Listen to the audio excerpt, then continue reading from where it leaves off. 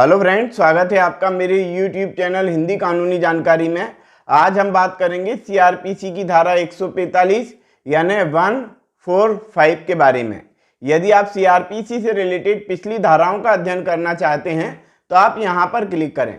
आई button पर click करेंगे तो यहां से आपको सीआरपीसी के पिछले वीडियो मिल जाएंगे। हम बात करते हैं सीआरपीसी की धारा 145।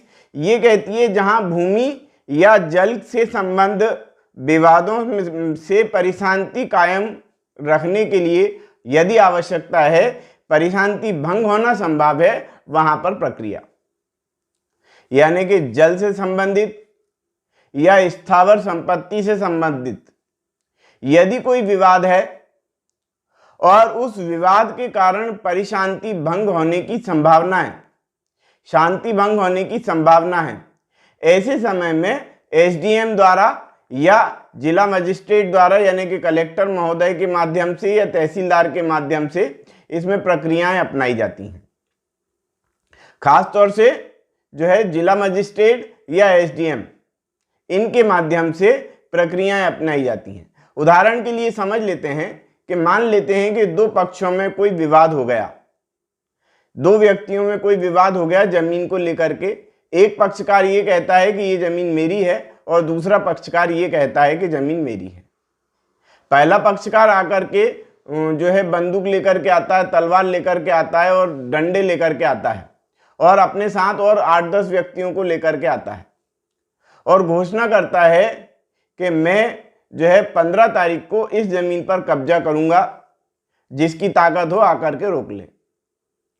इसी प्रकार से दूसरा पक्षकार भी आकर के ये कहता है कि देखता हूं 15 तारीख को कौन आकर के इस जमीन पर कब्जा करता है, ये जमीन मेरी है। और वह भी ऐसे ही करता है, 8-10 लोगों को साथ में लेकर के आता है, हवाई फायर करता है, बंदूक लेकर के आता है, गोली चलाता है, किसी को मारता नहीं है, लेकिन अपना दबदबा कायम करने के लिए ऐसा प्रदर्शित करता है कि कोई भी उसकी जमीन को जो है कब्जे में नहीं ले सकता। अब माहौल इस प्रकार का निर्मित हो गया कि जमीन को लेकर के इस प्रकार का विवाद हो गया कि वहां पर शांति भंग होने की संभावना हो गई। अब ऐसे समय में एसडीएम क्या करेगा कि उन दोनों पक्षकारों को बुलाएगा, बात करेगा और वह यह देखेगा कि यह जमीन वास्तव में वर्तमान में किसके कब्जे में है। मजिस्ट्रेट को यानी कि एसडीएम को यह देखने का पावर नहीं है कि इस पे जो है स्वत्व किसका है। मजिस्ट्रेट सिर्फ ये देखेगा कि वर्तमान में उस जमीन पर आधिपत्य किसका है, कब्जा किसका है। इस प्रकार से मजिस्ट्रेट जो है उन बातों को लेकर के शांति भंग ना हो इसके लिए प्रयास करेगा। मजिस्ट्रेट को इस बात से कोई मतलब नहीं है कि वह जमीन जो है किसकी है, किसके पास जानी चाहिए, क्या होना चाहिए, इससे कोई मतलब नहीं। मजिस्ट्रेट को सिर्फ इतना देखना है कि वह जमीन किसके कब्जे में है और उसका वास्तविक आधिपत्य वर्तमान में किसके पास है, वह उस जमीन का आधिपत्य उसको दिलाएगा। यदि स्वत्व का प्रश्न उत्पन्न होता है तो फिर यह बात सिविल न्यायालय में डिसाइड होगी। एसडीएम को स्वत्व के प्रश्न को निर्धारित करने, स्वत्व के प्रश्न का जो है हल निकालने का अधिकार नहीं होता। इसके लिए सिविल न्यायालय व्यक्तियों को जाना होता है। तो सिंपल लैंग्वेज में शांति भंग होने की संभावना जहां पर है, जमीनी विवाद को लेकर के या जल के किसी विवाद को लेकर के, तब ऐसे समय में एसडीएम जो है उस शांति को भंग होने से रोकने की जो प्रक्रिया अपनाएगा वो यहां पर सीआरपीसी की धारा 145 में बताई गई है। क्या कहती है सीआरपीसी की धारा 145, इसके बारे में हम अध्ययन करते हैं। पॉइंट नंबर 1 लिखा हुआ है कि जब कभी किसी कार्यपालक मजिस्ट्रेट का, देखो कार्यपालक मजिस्ट्रेट का मतलब हो गया एसडीएम, इसके अलावा जो है देखो जितने भी कार्यपालक मजिस्ट्रेट कौन कौन होंगे, कलेक्टर, एसडीएम, तहसीलदार, नायब तहसीलदार, ये जो होते हैं ये कार्यपालक मजिस्ट्रेट की श्रेणी में आते हैं। अच्छा, न्यायिक मजिस्ट्रेट कौन होंगे? न्यायिक मजिस्ट्रेट वो होते हैं जो न्यायपालिका से संबंधित होते हैं।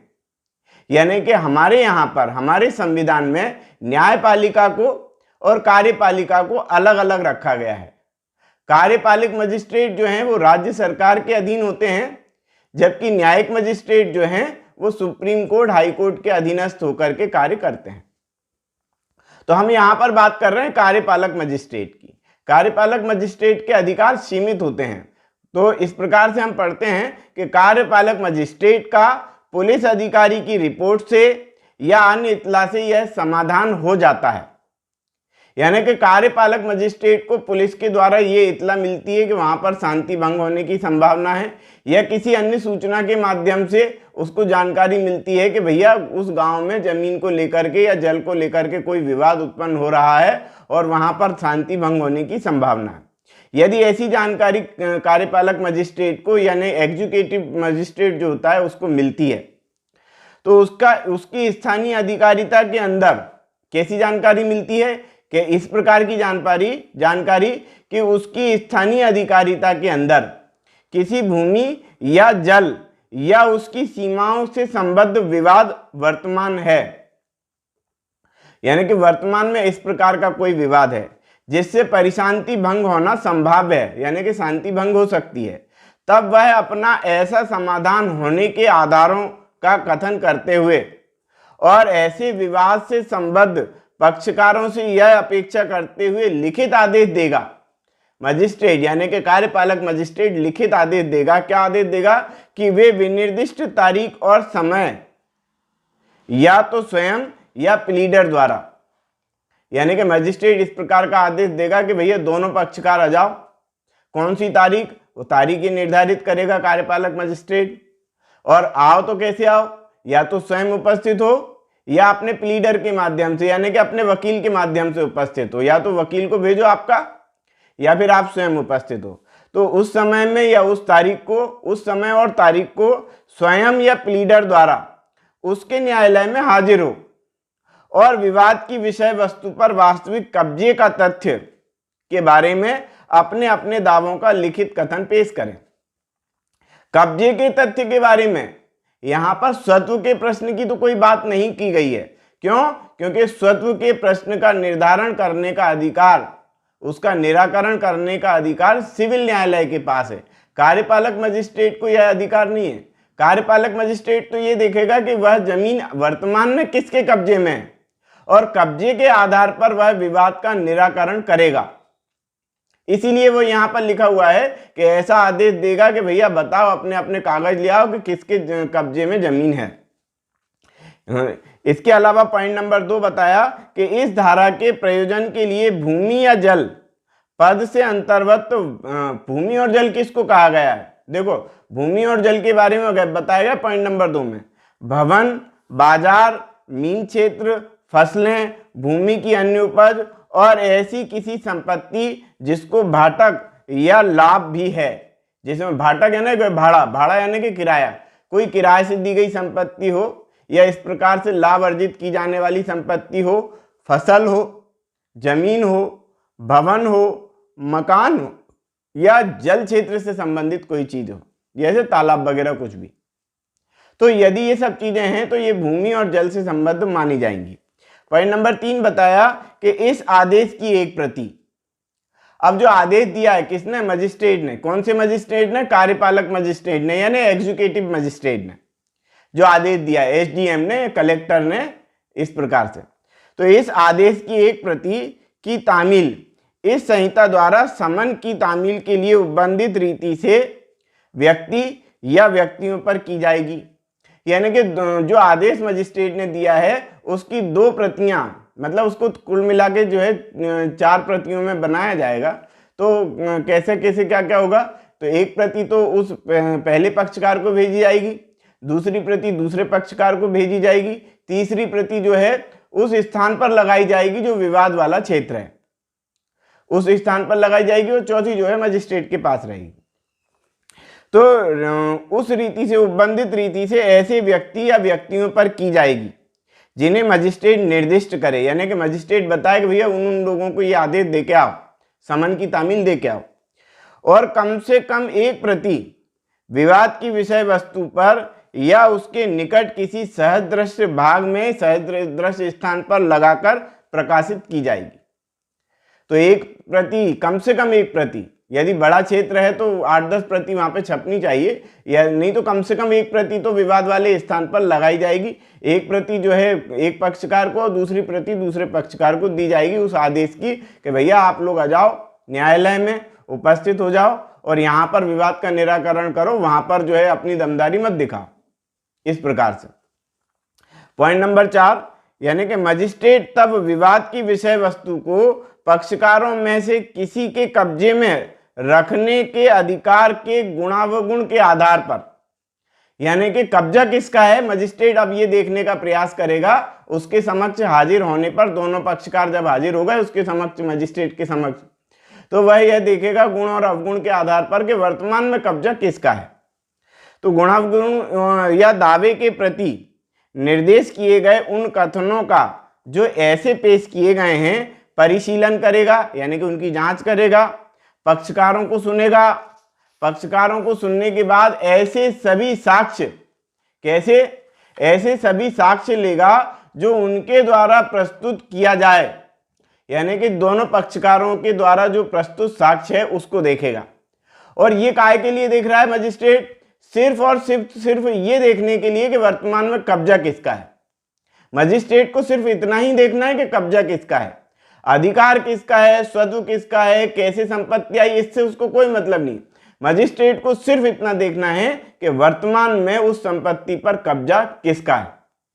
यदि प्रश्न स्वत्व का है, यदि प्रश्न अधिकार का है, तो ये डिसाइड करेगा सिविल न्यायालय।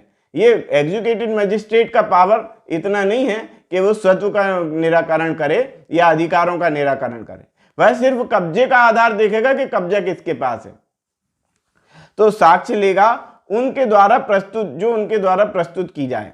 ऐसा अतिरिक्त साक्ष्य यदि कोई हो वो भी लेगा और वह आवश्यक समझे, और यदि संभव हो तो ऐसे विनिश्चित करेगा कि उन पक्षकारों में से कोई उपधारा 1 के अधीन उसके द्वारा दिए गए आदेश की तारीख पर विवाद की विषय वस्तु पर जो कब्जा रखता था, और यदि रखता था तो वह कौन सा पक्षकार था।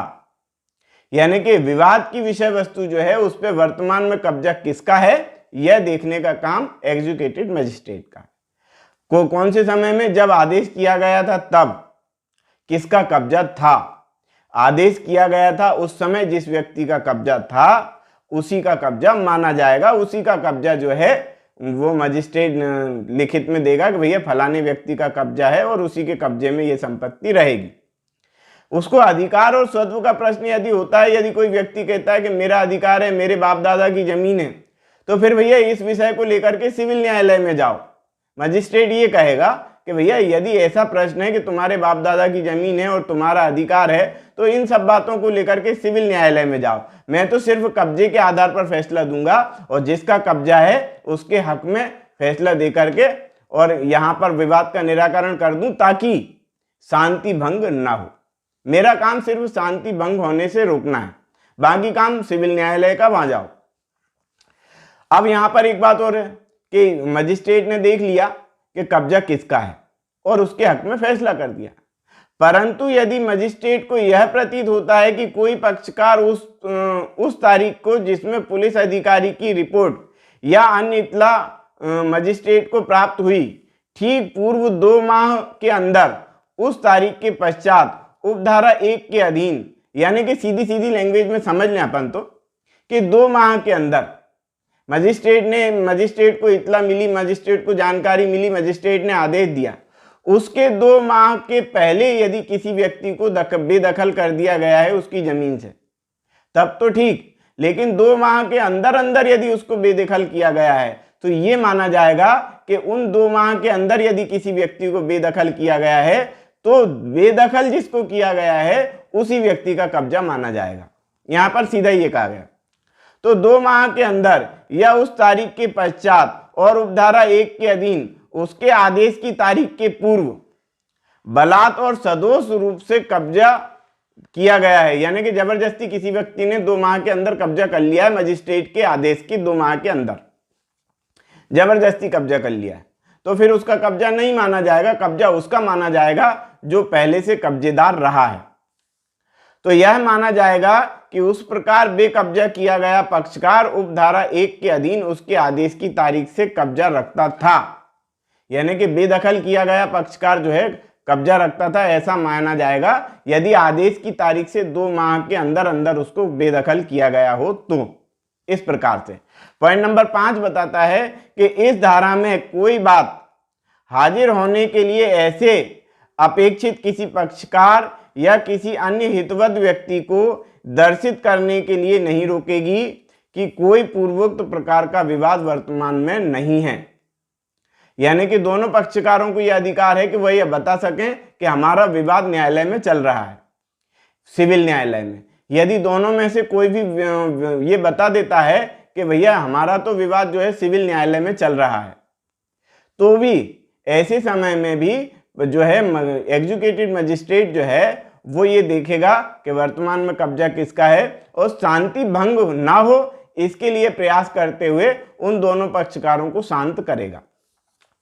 तो वर्तमान में नहीं है या नहीं चल रहा है, और यदि ऐसी दशा में मजिस्ट्रेट उक्त आदेश को रद्द कर देगा और उस पर आगे सब कार्रवाइयों को रोक देगा, किंतु उपधारा 1 के अधीन मजिस्ट्रेट का आदेश रद्दकरण के अधीन रहते हुए अंतिम होगा।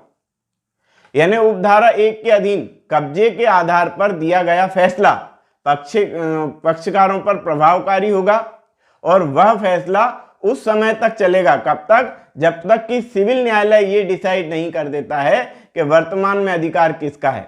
और सिविल न्यायालय ऐसे पक्षकारों को जब तक बेदखल ना कर दे तब तक वो जो है दखल में रहेगा और उसके कब्जे में वो संपत्ति रहेगी जो मजिस्ट्रेट आदेश करेगा। इस प्रकार से पॉइंट नंबर 6 दिया है। पॉइंट नंबर 6 में का और खा 2 पॉइंट दिए हैं। तो पॉइंट नंबर 6 हम पढ़ते हैं कि यदि मजिस्ट्रेट यह विनिश्चय करता है कि पक्षकारों में से एक का उक्त विषय वस्तु पर कब्जा था या उपधारा 4 के परंतु के अधीन ऐसा कब्जा माना जाना चाहिए, मतलब 2 माह के अंदर यदि बेदखल कर दिया है तो माना जाना चाहिए कब्जा, तो माना जाना चाहिए, तो वह यह घोषणा करने वाला ऐसा पक्षकार उस पर तब तक कब्जा रखने का हकदार है जब तक कि विधि के सम्यक अनुक्रम में बेदखल न कर दिया जाए। यानी कि विधि के सम्यक अनुक्रम में, यानी कि सिविल न्यायालय के द्वारा यह डिसाइड ना कर दिया जाए कि भैया वर्तमान में जिसका कब्जा है ना, वह यदि अधिकार रखता है तो उसके पक्ष में, और यदि वह अधिकार नहीं रखता है तो उसको बेदखल करके किसी दूसरे के पक्ष में सिविल न्यायालय फैसला देगा ये। और जिसके कब्जे में संपत्ति वर्तमान में है ऐसे समय में तब तक वह कब्जा रखेगा जब तक कि सिविल न्यायालय डिसाइड ना कर दे प्रकरण को, मामले को।